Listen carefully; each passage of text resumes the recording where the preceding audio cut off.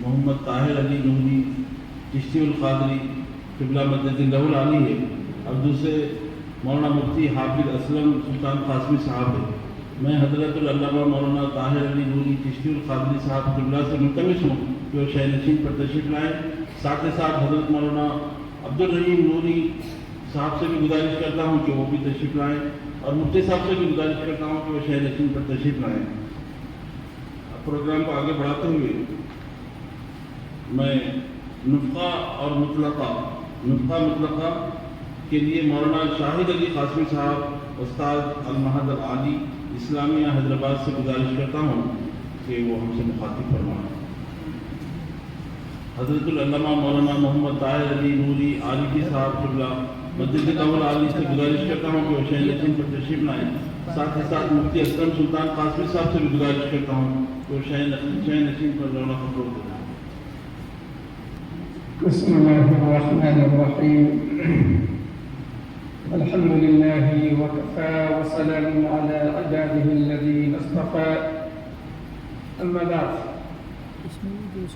قال الله تبارك وتعالى في كتابه المجيد أعوذ بالله من الشيطان الرجيم بسم الله الرحمن الرحيم ومن يبتغي غير الإسلام دينا فلن يقبل منه صدق اللہ العلی العظیم۔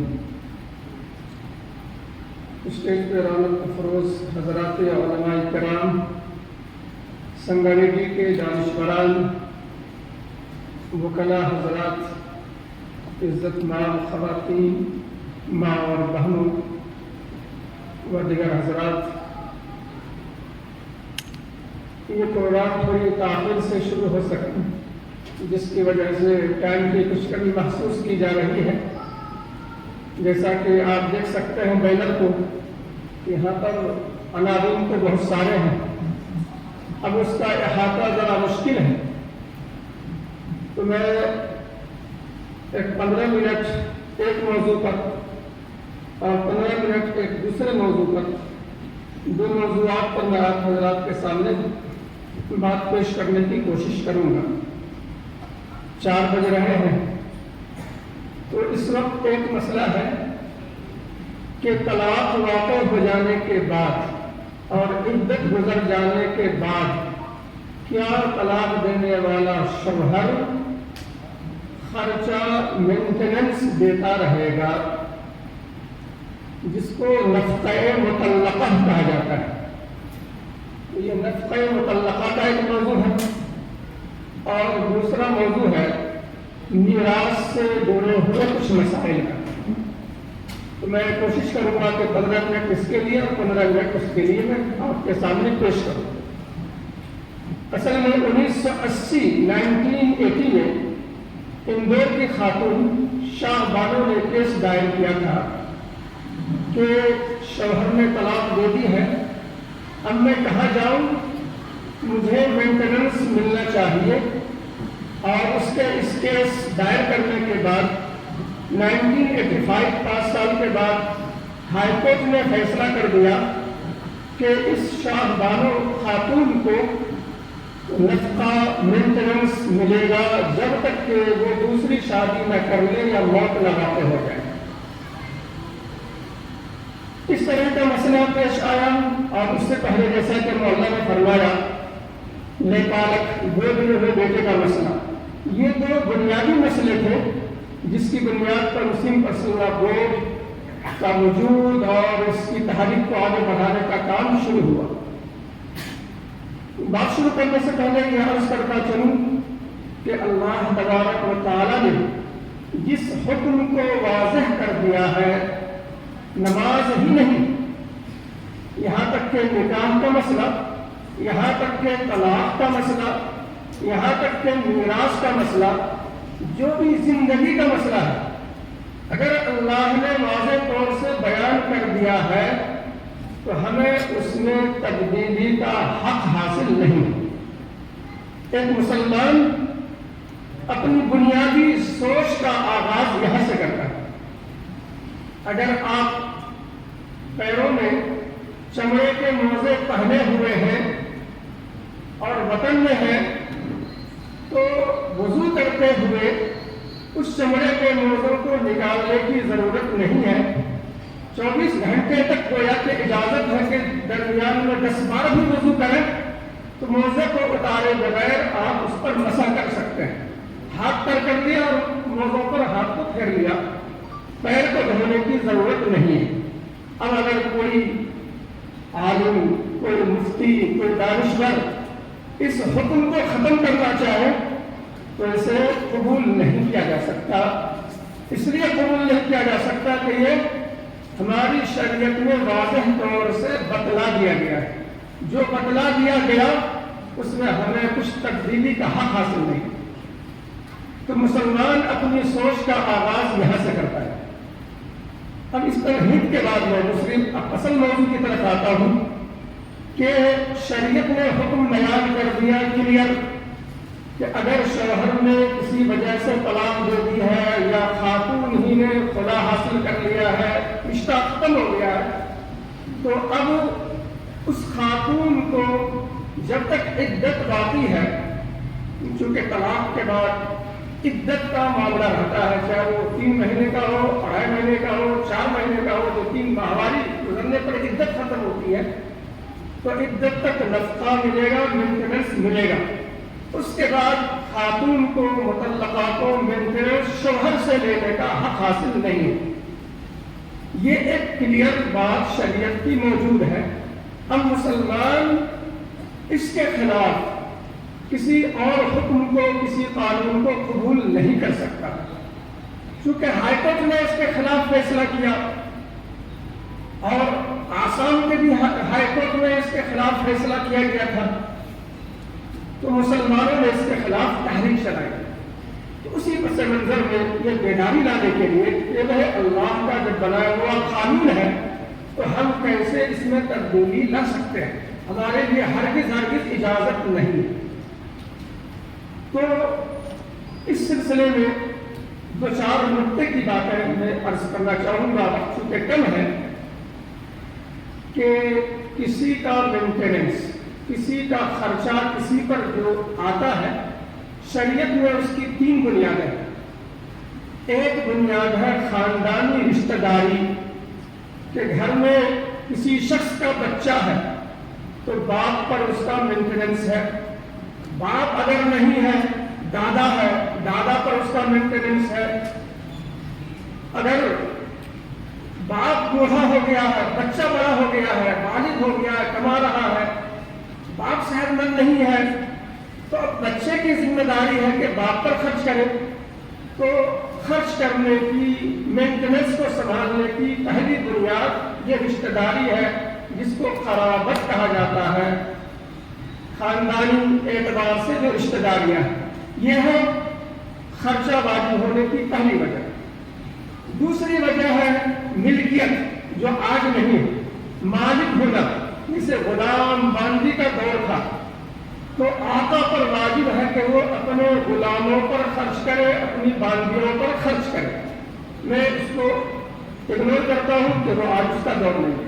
तीसरा है हफ्स। हफ्स के माने आते हैं रोक लेना। जैसे कि आपने किसी मजदूर को मजदूरी पर रखा तो सुबह से शाम तक का वक्त आपने रोक लिया, अपने हक में उसको आपने अपने कस्टडी में ले लिया। तो मजदूर जो 1 दिन के लिए, 1 हफ्ते के लिए, 1 महीने के लिए, या जो मुलाजिम है जो महीने के एतबार से काम कर रहा है, साल के एतबार से काम कर रहा है, सुबह से शाम तक, तो उसने अपने वक्त को मालिक के लिए रोक लिया है, तो इसकी बुनियाद पर मेंटेनेंस वाजिब हो जाता है, इसीलिए तनख्वाह मिलती है। बीवी का मामला भी ऐसा ही है। बीवी जब ब्याह होकर, शादी होकर, निकाह होकर शौहर के पास आ गई अपने लड़के को छोड़कर, तो बीवी ने अपने आप को शौहर के हक में रोक लिया है, हफ्स पाया गया है। शौहर के कस्टडी में बीवी आ गई है, अपने वक्त को उसने शौहर के घर में रहने के लिए फारिग कर लिया है, ये हफ्स है। इसकी बुनियाद पर शौहर पर बीवी का मेंटेनेंस वाजिब है। अब ये जब तक निकाह का रिश्ता बाकी है तब तक ये बात हफ्स की, रोके रहने की बाकी है।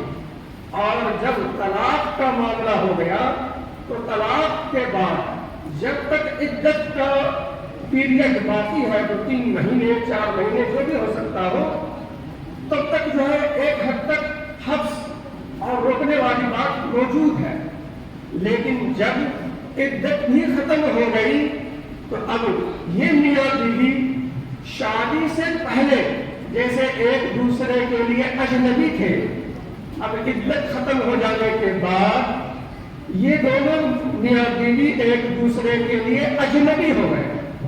اب ان دونوں کا کوئی رشتہ باقی نہیں رہا. تو جب بیوی آزاد ہو گئی، اب شوہر کا کوئی حق، کوئی کنٹرول، کوئی آرڈر، کوئی حکم اب شوہر کا چلنے والا نہیں ہے. بیوی اپنے من کی مالک ہو چکی ہے.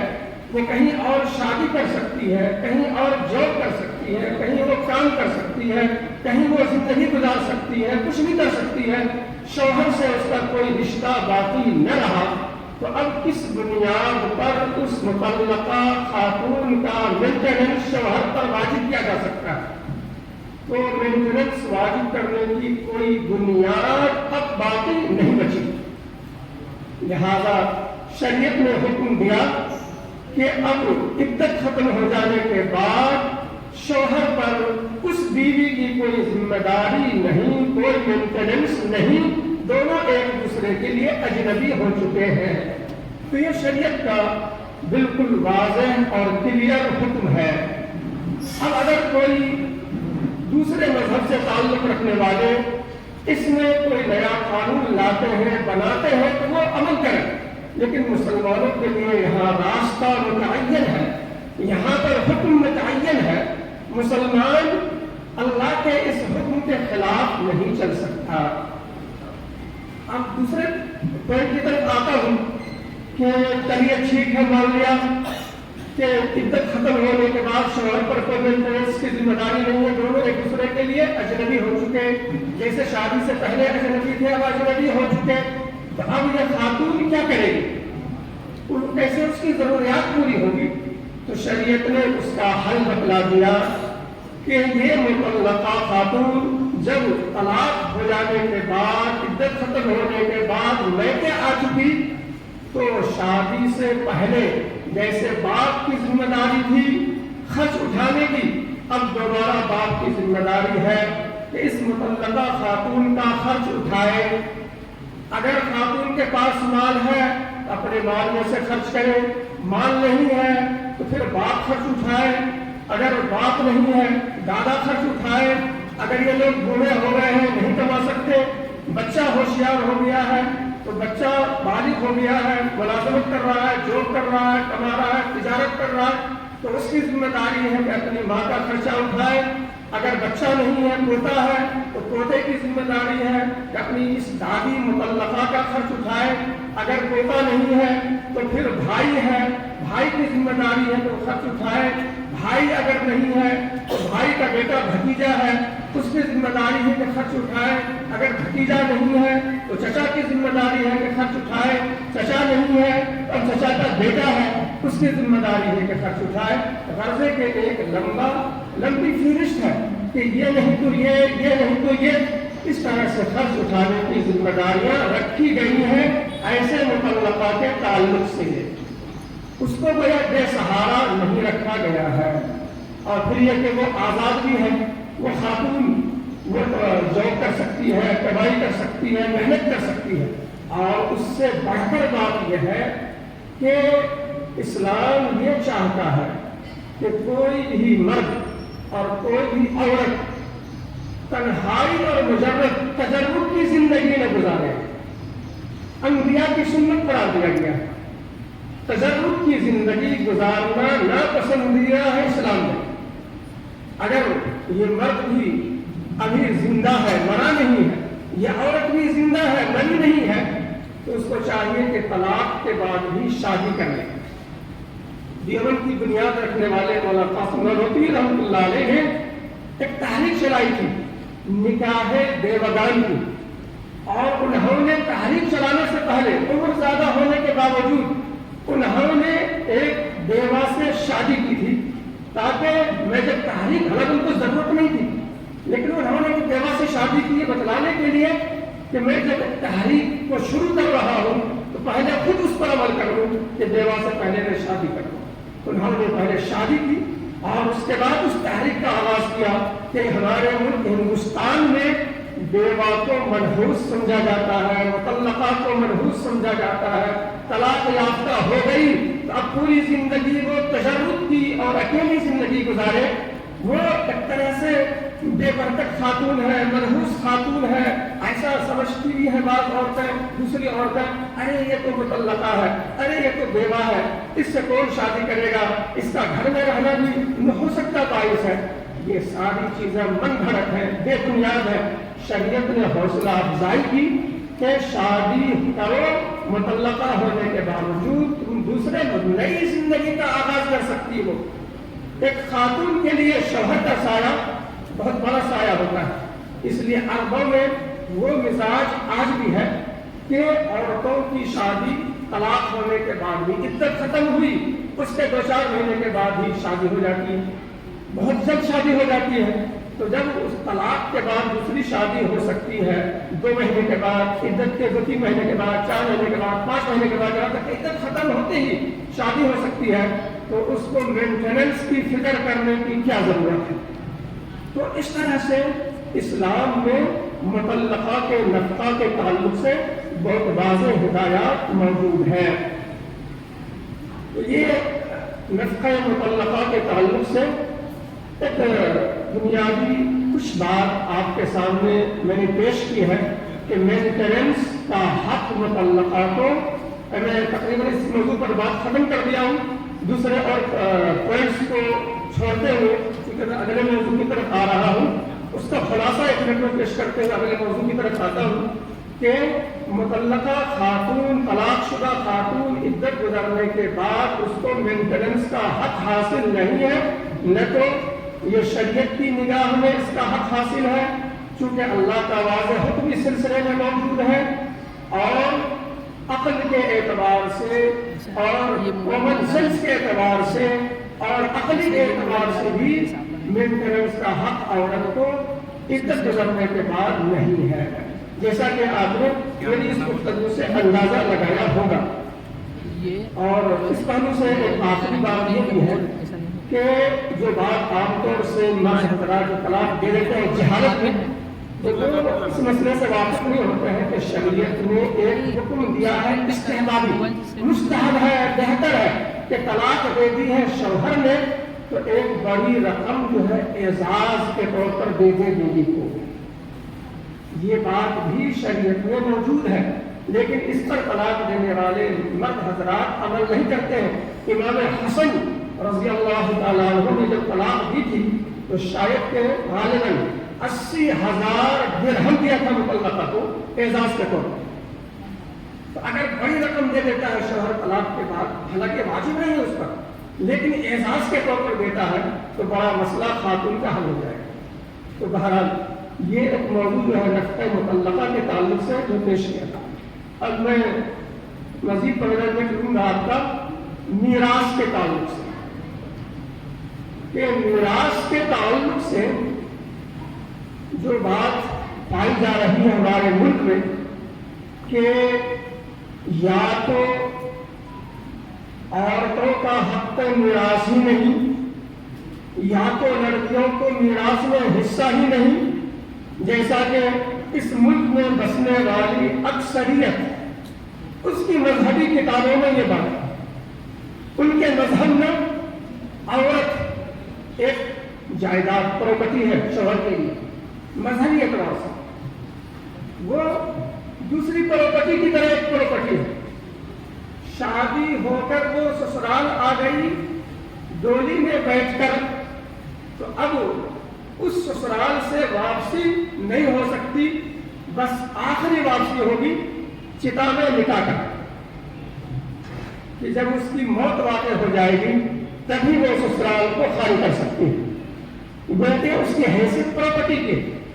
تو بہت سارے مظالم تھے مذہبی اعتبار سے عورتوں پر, اسی لیے ہندو سماج کو اصلاحات لانی پڑی اور 1955 میں ہندو میرج ایکٹ ایکٹ بنانا پڑا، قانون بنانا پڑا کہ کیسے شوہر بیوی سے عدالت کے ذریعے، کورٹ کے ذریعے آزادی حاصل کر سکتے ہیں مرد، یا عورت حاصل کر سکتی ہے فلاں فلاں جرائم، جرم، فلاں فلاں واقعہ، ایسا ویسا، شوہر پاگل ہو گیا، شوہر غائب ہو گیا، شوہر یہ اسکینڈل میں پھنس گیا، وغیرہ وغیرہ، کچھ وجوہات کی بنیاد پر ہندو میرج ایکٹ میں میاں بیوی کے تعلقات کو توڑنے کی شکلیں بنائی گئی، وہ اس میں اصلاحات کا کام لیا گیا، لیکن اصل مذہبی حکم تو ان کے پاس یہی ہے کہ اس کی حیثیت پراپرٹی کی ہے، آئی ہے سسرال تو اب کبھی جا نہیں سکتی۔ تو جب کوئی راستہ نہیں رہتا ہے جدائیگی کا، اور جب دونوں کے درمیان بہت نفرت ہو، بہت عداوت ہو، تو بڑے بڑے حادثات اور واقعات، بیوی کو جلانے کے، بیوی کو ٹارچر کرنے کے، اس کو لٹکا کے رکھنے کے واقعات وغیرہ بہت پیش آتے رہتے ہیں ہمارے ملک میں، لیکن میرا وہ موضوع نہیں ہے۔ تو میں یہ عرض کر رہا تھا کہ یا تو ایک زمانہ ایسا گزرا ہماری اکثریت پر کہ عورتوں کے لیے میراث کا کوئی حصہ نہیں، اور اب قانون بنایا گیا کہ لڑکا اور لڑکی کو برابر حصہ دار بنا دیا گیا۔ تو ادھر پہلے بھی غلو تھا اور اب بھی غلو ہے، جب ادھر تھے تو لڑکیوں کے لیے عورتوں کے لیے کوئی حصہ نہیں، اور جب حصہ دینے کے لیے آئے تو برابر کر دیے۔ تو جب انسان اپنی عقل سے قانون بناتا ہے تو وہ ٹھوکر کھاتا ہے۔ اللہ نے جو قانون بنا دیا ہے اس سے بہتر اور کوئی قانون نہیں ہو سکتا، انسان کی سمجھ میں آئے یا انسان کی سمجھ میں نہ آئے، اس لیے کہ انسان کی عقل تو چھوٹی ہے اور تھوڑی ہے، اور اللہ جو خالق ہے، جو ہماری عقلوں کو پیدا کرنے والے ہیں، وہی بہتر جانتے ہیں کہ کس کا حصہ کیسے اور کتنا رکھنا چاہیے۔ تو بہرحال تو اسلام کا حکم واضح ہے کہ لڑکوں کو بھی حصہ ملے گا، لڑکیوں کو بھی حصہ ملے گا، بیوی کو بھی حصہ ملے گا، اور بیوی مرے تو شوہر کو حصہ ملے گا، شوہر مرے تو بیوی کو حصہ ملے گا، اور ماں کو حصہ ملے گا، باپ کو حصہ ملے گا۔ یعنی حصہ پانے والے تو 50 ہیں، اگر قریب کے نہیں ہے تو دور والے کو جائیں گے، دور والے نہیں تو اور دور جائیں گے۔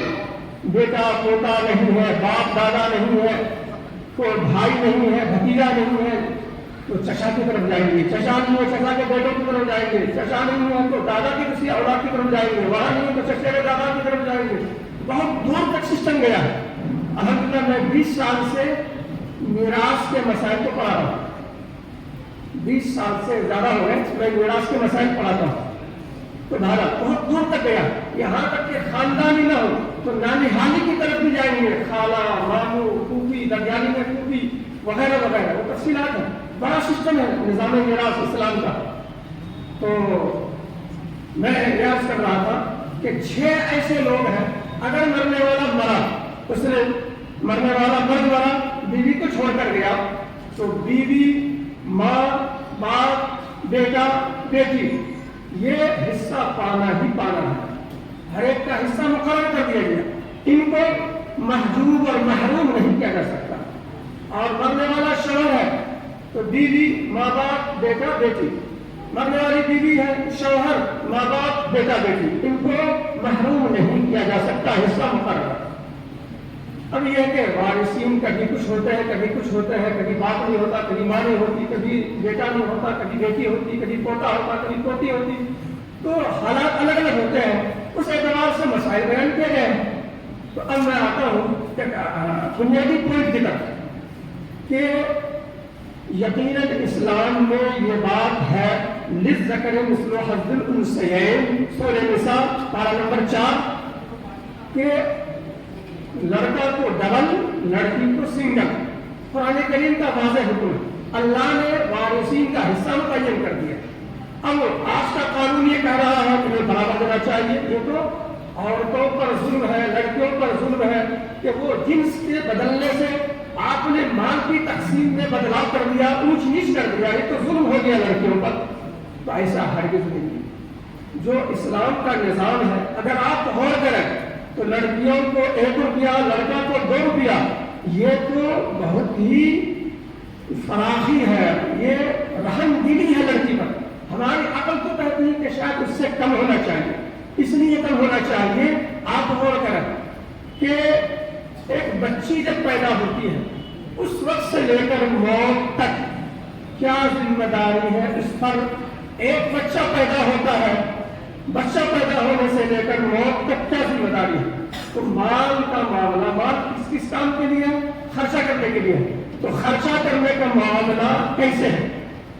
تو آپ غور کریں کہ بچی پیدا ہوتی ہے تو بچی جب تک بچی ہے باپ کی ذمہ داری, باپ نہیں دادا کی ذمہ داری, فلاں کی ذمہ داری, فلاں کی ذمہ داری ہے کہ بچی کا خرچہ اٹھائے. کب تک؟ جب تک کہ اس کی شادی نہ ہو جائے. یعنی بالغ ہونے کے بعد بھی جب تک شادی نہ ہو باپ دادا اس کے خرچے کو اٹھائے گا. اور اگر شادی کا معاملہ طے ہو گیا تو شادی کے خرچے بھی یہ باپ دادا اٹھائیں گے. باپ نہیں تو دادا اٹھائیں گے. اور اس کی تفصیل ہے, یہ نہیں تو وہ نہیں تو, جیسا کہ میں نے شروع میں عرض کیا, وہ خرچہ اٹھائیں گے شادی تک کے. شادی ہو گئی, اب لڑکی کہاں چلی گئی؟ سسرال چلی گئی. اب اس کا خرچہ کون اٹھائے گا؟ اب اس کا خرچہ شوہر اٹھائے گا. شوہر خرچہ اٹھاتا رہا یہاں تک کہ بیوی کی موت ہو گئی. تو آپ بتائیے کہ اس بیوی, اس لڑکی کی زندگی کا کوئی ایک دن ایسا گزرا جس میں اس نے اپنا خرچہ خود اٹھایا؟ ایک دن بھی ایسا نہیں گزرا اس کا جس میں اس نے اپنا خرچہ خود اٹھایا. اگر اس کا الٹا ہو گیا کہ شوہر کی موت پہلے ہو گئی اور بیوی زندہ ہے تو شوہر میراث چھوڑ کر گیا ہے, ترکہ چھوڑ کر گیا ہے, مال چھوڑ کر گیا ہے. بیوی کو 8واں حصہ سے کم نہیں ملتا شوہر کی پراپرٹی میں. 8واں 12.5%, 12.5%, 8واں اس سے کم نہیں ہے بیوی کو. اگر اولاد نہیں ہے تو پھر 25% ہے بیوی کو. تو یا تو 8واں ہے یا چوتھائی ہے. 25% یا 12.50% یہ جو ہے بیوی کا حق ہے جو اس کو مل رہا ہے. تو شوہر کے مرنے کے بعد شوہر کے مال سے اپنی ضروریات پوری کرے گی. اگر یہ مال, یہ ترکہ ختم ہو گیا اور شوہر پہلے مر گیا, شوہر کے ترکہ سے چلائی ہو, یا شوہر غریب تھا تو خاص مال چھوڑ کر نہیں گیا, تو آپ تفصیل تھوڑی سن چکے کہ ایسی بیوہ کے لیے اس کے باپ ہے, اس کے دادا ہے, اس کا بیٹا ہے, اس کا پوتا ہے, اس کا بھائی ہے, اس کا بھتیجا ہے, وہ ان کے خرچوں کو اٹھائیں گے. تو آپ دیکھیں کہ جو سسٹم بنا ہوا اسلام کا, تو ایک عورت پر خرچہ کرنے والی بوجھ اٹھانے کی ذمہ داری نہیں ہے. اس کے مقابلے میں اگر آپ بچہ کو دیکھیں کہ بچہ جب تک بچہ ہے, بالغ نہیں ہوا ہے, تو ٹھیک ہے باپ دادا اس کو دیکھ رہے ہیں.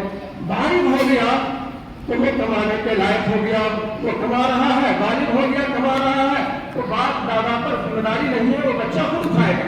لیکن اگر تعلیم چل رہی ہے, پڑھائی چل رہی ہے, تو بالغ ہونے کے بعد بھی جب تک پڑھائی مکمل نہ ہو جائے تو باپ دادا اس کے مینٹیننس کو دیکھیں گے. اب اس کے بعد جب بچہ پیر پر کھڑا ہو گیا, شادی ہو گئی, تو اب یہاں سے اس لڑکے کی ذمہ داری شروع ہو گئی. اب وہ اپنا خرچہ اٹھا رہا ہے, بیوی کا خرچہ اٹھا رہا ہے. چند سالوں کے بعد باپ دادا بوڑھے ہو گئے. اب باپ دادا کو بھی بچہ دیکھ رہا ہے, بیوی کو دیکھ رہا ہے, باپ کو دیکھ رہا ہے, دادا کو دیکھ رہا ہے. بچے بھی ہو گئے.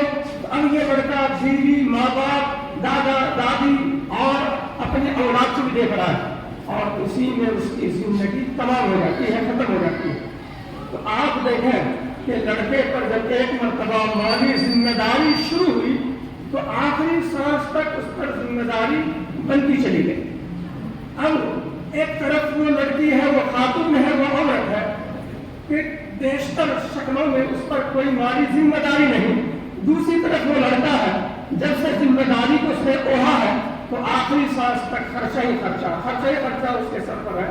تو اس پس منظر میں اگر لڑکا کو 2 روپیہ مل رہا ہے اور لڑکی کو 1 روپیہ مل رہا ہے تو ہماری عقل تو یہ کہتی ہے کہ لڑکا کو 75% ملنا چاہیے اور لڑکی کو 25% ملنا چاہیے. لیکن شریعت کی یہ الحمدللہ ہے کہ شریعت نے حکم مقرر کیا کہ لڑکا کو 2 روپیہ اور لڑکی کو بہرحال محروم نہیں کیا جا سکتا، 1 روپیہ اسے ملے گا۔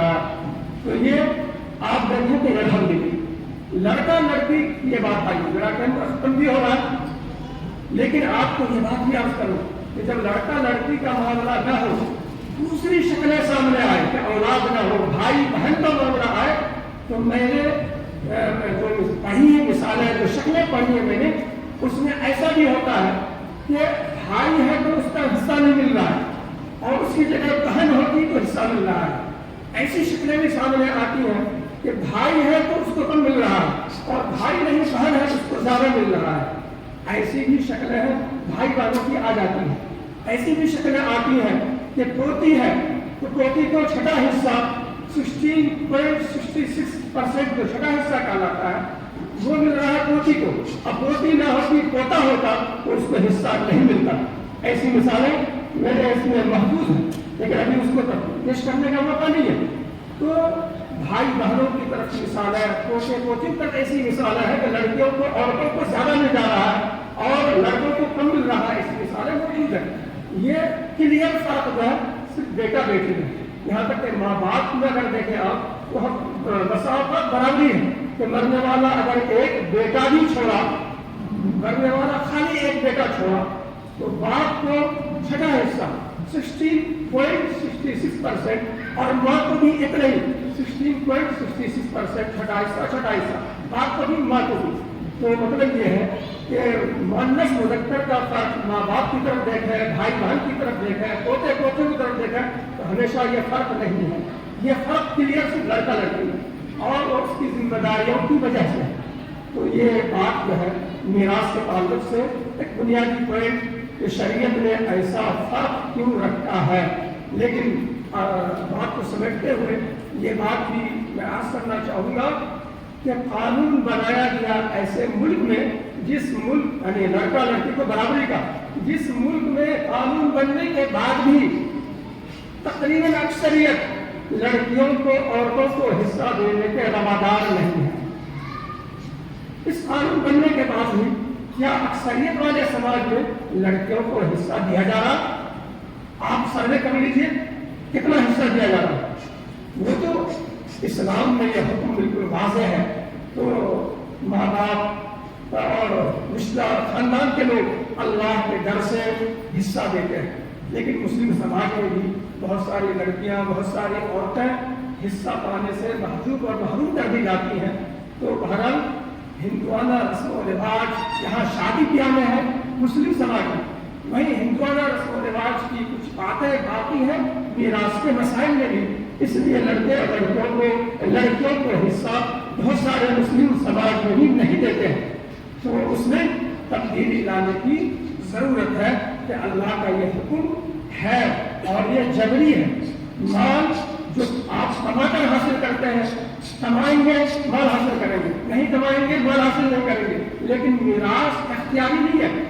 باپ کی موت واقع ہو گئی تو بیٹی کو بیٹا کو ملنا غیر اختیاری ہے، اور چاہے نہ چاہے اس کو ملنا ہے۔ لینے کے بعد اگر واپس کر دے الگ بات ہے، خالی زبانی معاف کر دے بیٹی کیسا کہ آج کل ہوتا ہے، چلو ہمارا بھائی جو ہے اس کو ضرورت ہے، ہم بہنیں بھائی کے لیے چھوڑ دیتے ہیں، ایسا ہوتا رہتا ہے۔ تو خالی زبانی ایسا بولنے سے نہیں چلے گا، اس کو حق ملے گا جب آپ ان کے کسٹڈی میں دے دیں، پھر وہ واپس کر دیں تب واپسی ویلڈ ہوگی۔ اور اگر کسٹڈی میں دیا بغیر خالی زبان سے بول دیا تو اس کا اعتبار نہیں ہے۔ اور آخری بات پیش کر کے کہ یہ مسئلہ بھی اصل میں بہت سارا مبتلا بھی ہے، وہ آخری مسئلہ پیش کر کے بات کو ختم کروں گا کہ بہت سارے باپ لڑکی کو زندگی میں دے دیتے ہیں اور پھر کیا کہتے ہیں کہ میرے مرنے کے بعد یہ جو باقی پراپرٹی ہے وہ لڑکے لے لیں گے اور زندگی میں نے بیٹیوں کو دے دیا ہے۔ تو یہ ایک بات ایسی ہے جو بہت زیادہ پیش آتی ہے، کیونکہ میں فتوے بھی لکھتا ہوں اور مسائل شہر حیدرآباد کے میرے پاس آتے ہیں۔ تو اس مسئلے میں لڑکوں پر ظلم ہو جاتا ہے، اس مسئلے میں لڑکوں پر ظلم ہو جاتا ہے۔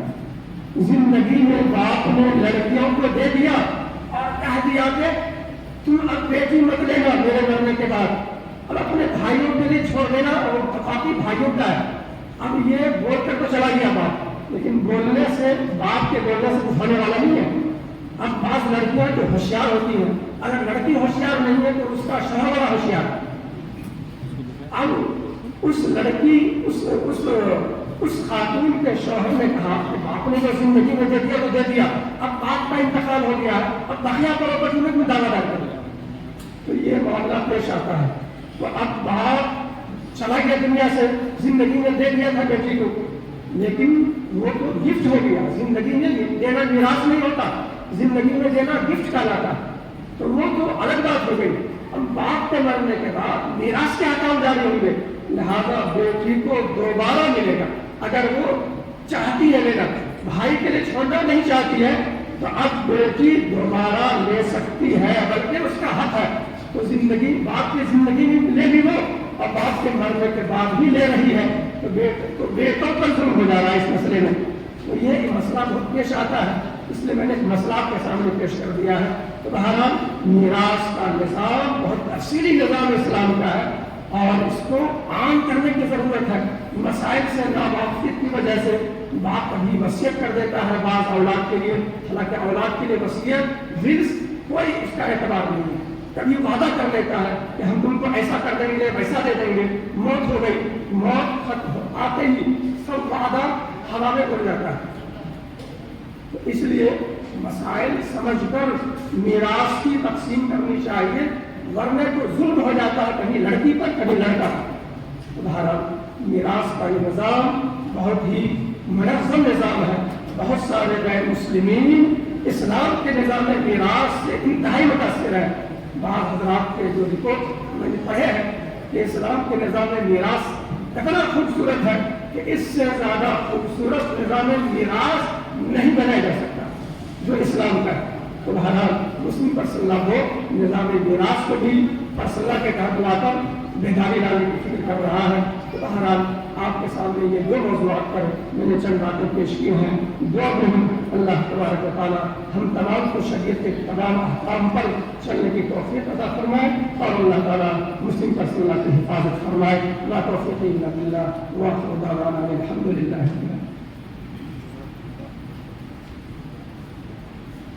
شکریہ, جزاکم اللہ خیر. یہ تھے حضرت مولانا